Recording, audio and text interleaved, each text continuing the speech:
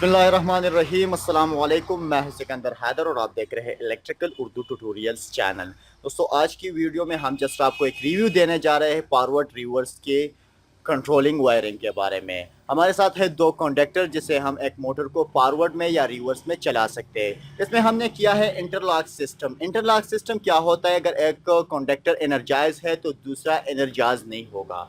अगर ये दूसरा कंडक्टर एनर्जाइज होता है, ऑन होता है, सेट होता है, तो फिर ये दूसरा काम नहीं करेगा। इसके लिए हम इस्तेमाल करते हैं तीन स्विचेस, जिसमें होते हैं दो नॉर्मली ओपन और दो एक होता है नॉर्मली क्लोज।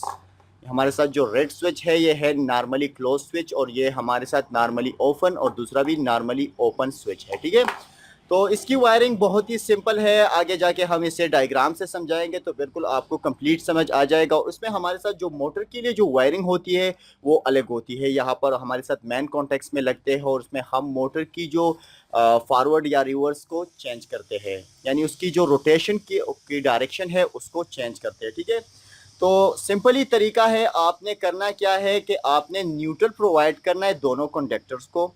उसके बाद आपने करना क्या है कि यहाँ पर दो वायर लगाना, एक वायर लगाना है, उसको होल्ड वायर प्रोवाइड करना है। जैसे कि मैंने आपको एक्सप्लेन किया था डायरेक्ट ऑनलाइन स्टार्टर की वायरिंग डायग्राम में या उसकी एनिमेशन डायग्राम में। अगर आपने वो वीडियो नहीं देखी तो आपको नीचे डिस्क्रिप्शन से लिंक मिल जाएगा और आप उसको भी देख लीजिए।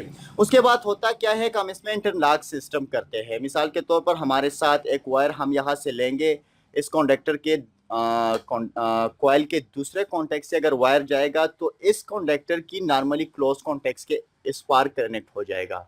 उसके बाद ये वायर क्या होगा, ये यहाँ पर आ जाएगा और यहाँ पर दूसरे कॉन्डक्टर के नॉर्मली ओपन कॉन्टेक्ट्स में कनेक्ट हो जाएगा और यहाँ से इसको मिलेगा टच का वायर, यानी इसको जो स्टार्टिंग वायर होता है, स्टार्टिंग करंट होता है, वो यहाँ से मिलेगा इस स्विच से।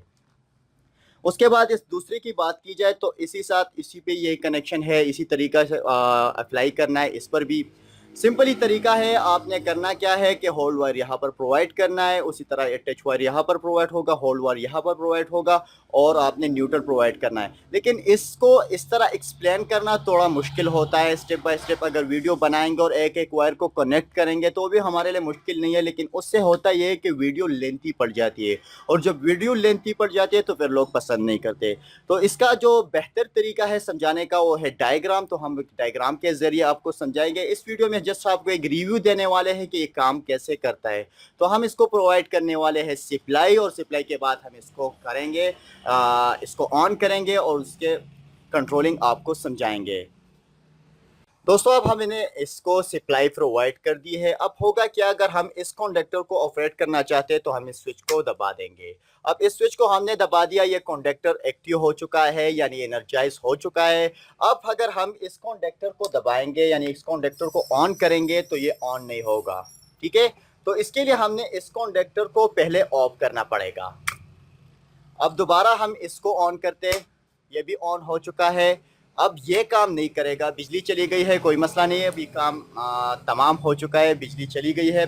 लेकिन अगर आपने इस तरह के प्रैक्टिकल को अपने घर में करना है या अपने वर्कशॉप में करना है, पहली बार करना है, तो ध्यान रखिए कि बिजली खतरनाक होती है और बिजली के साथ आपने गपशप नहीं लगानी। इसके साथ ही आज की वीडियो खत्म होती है। मजीद ट्यूटोरियल के लिए हमारे यूट्यूब चैनल को सब्सक्राइब कीजिए और हमें अपने दुआ में याद रखिए। अल्लाह हाफिज़।